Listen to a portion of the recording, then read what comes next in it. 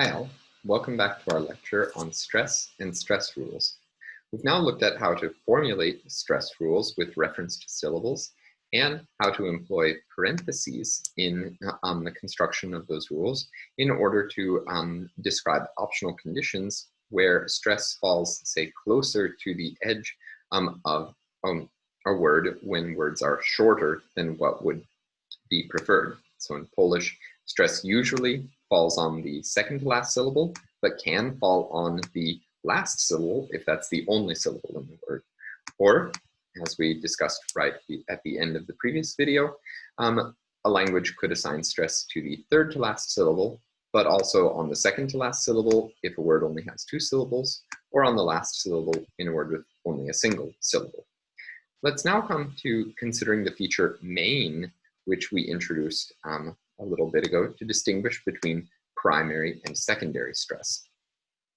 Here we'll look at an example from a highly endangered Australian language, Maranunku. So let's consider the data here first. So notice in the phonetic transcription that the line above a syllable preceding it marks the primary stress, whereas a line like this below a syllable marks the secondary stress. So in the word for beard, merepet, there we would have the first syllable we would consider as plus stress and plus main.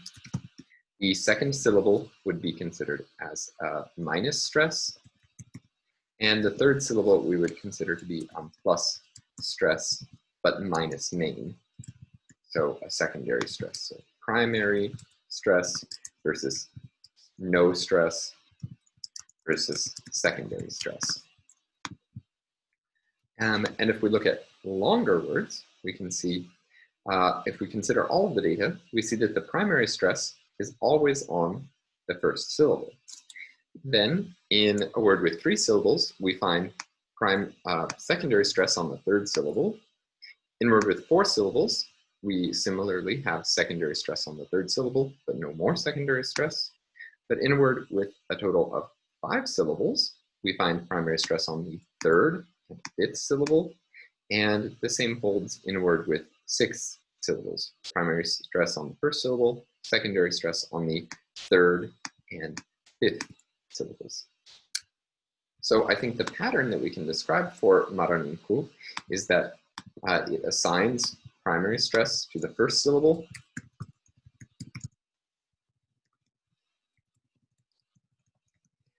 and then secondary stress falls on every other syllable following the first stress, following the primary stress. That is, every other syllable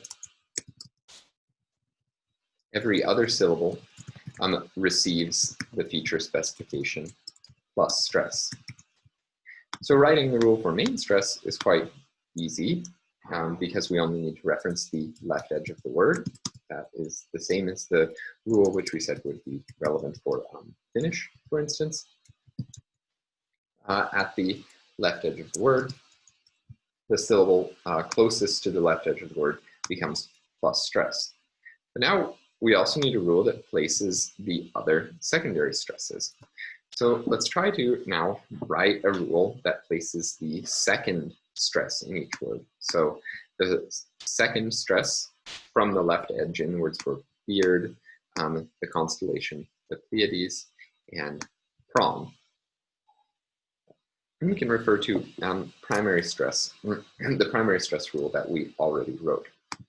So in this case, a syllable would become plus stress when it is preceded by another syllable, which is in turn preceded by a syllable which is plus stress and plus main. And if we want to write yet, in order to account for the third stress that occurs in the words for prawn and this type of duck, the huelepenemanta, let's get the correct primary stress there. Um, there, the rule would look as follows, that a syllable would become stress if it is preceded by a syllable. If we want to be thorough, then we would assign that further secondary stress in this configuration. That further secondary stress would be assigned to the syllable man in this word and the syllable t in the word for prawn, because it would find a syllable preceded by a syllable which is stressed, preceded by yet another syllable, and then finally a syllable with the primary stress. So we have a sequence of 3 rules,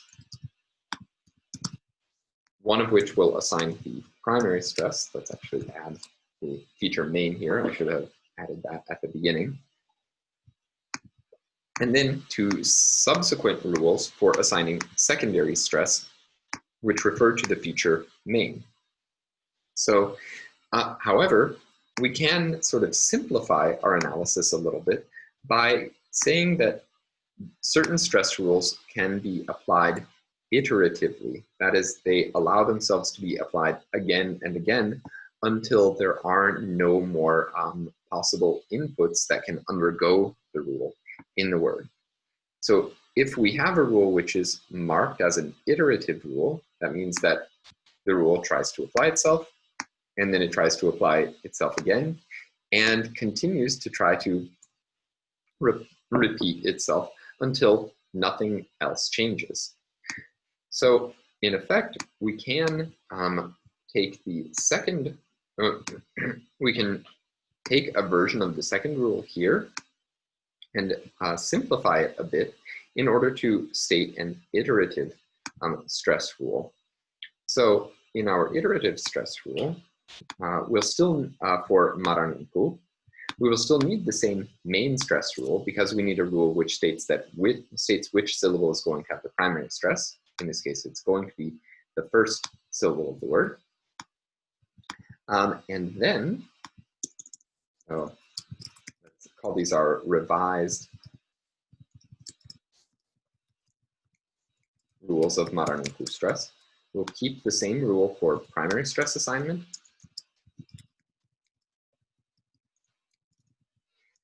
And then our rule of secondary stress assignment can simply look to see if there is a stressed syllable preceding another syllable to the left. So let's remove the feature plus main from our rule, and we will mark this rule as an iterative rule. So our primary stress rule only applies itself one time, but the secondary stress rule continues to try to apply itself as many times as possible until there are no more possible targets that can undergo the rule. And it's necessary that the rules apply in the order first primary stress, then secondary stress. And this seems to follow a typological generalization that primary stress rules almost always apply before secondary stress rules. So let's try and see how this works with the word for prawn. So let's take the syllabified input of this word and just remove the stress marks. So first, the primary stress rule will attempt to apply itself, and the primary stress rule will identify the syllable closest to the left edge of the word and then mark it as having the primary stress. Subsequently, the secondary stress rule will look for any sequence of a syllable, any syllable which has the sequence of a syllable and then a plus stressed syllable to its left. We should imagine that this is a syllable which has the feature plus stress. So in this case, the syllable ka cannot undergo the rule because there is a syllable which is plus stress immediately to its left. That won't work. But the syllable ra will be able to undergo the rule. And therefore, because there is a syllable to its left and then a plus stress syllable in a following syllable to its left. So here we'll want to assign a secondary stress to the syllable ra, and then this rule will continue to try to apply.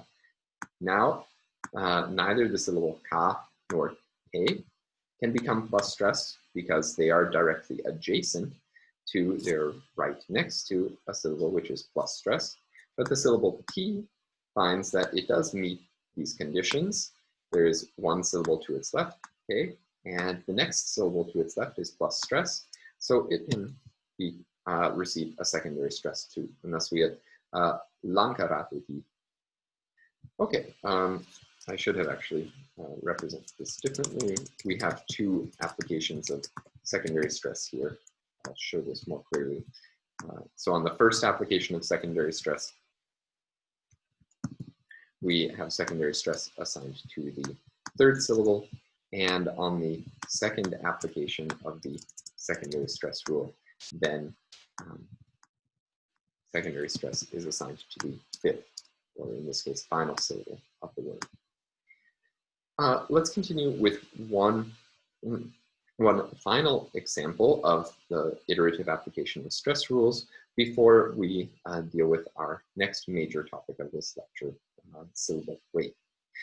So here our example comes from the language Warao, which is a language isolate from Venezuela with a healthy number of speakers, but not so many. So here we have some fairly long words. Now, in this language, we'll first want to consider the syllabification, which applies within the context of a word. The language only allows simple onsets, but as we can see, there are no consonant clusters in any of these words.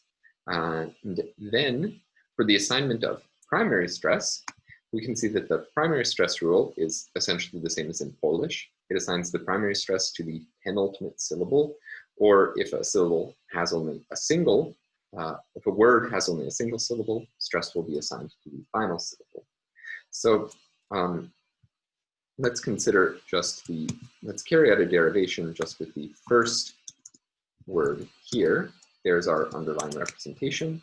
When we syllabify this word, the syllable structure will be very simple. Each syllable here simply consists of a nucleus with a single vowel and one consonant in the onset. In order to assign primary stress, we find the penultimate or second to last syllable and assign primary stress to it. And then following that, there will be iterative application of a secondary stress rule. And we can see this iterative secondary stress rule looks simply like the mirror image of the rule that we just saw for maranunku. So instead of looking to the left, we're looking to the right. And that's necessary because primary stress was assigned with reference to the right edge of the word. And this is a general tendency in stress systems that they tend to be either left edge oriented, they begin assigning stress from the beginning of the word, or right edge oriented, they begin assigning stress from the end of the word. In this case, since the primary stress rule needed to refer to the end of the word, then the secondary stress rules need to look to their right in order to apply iteratively. So when secondary stress comes to apply now, on its first pass, it will find the syllable ta meets these conditions of having a syllable to its right and then a stressed syllable on the next syllable to the right.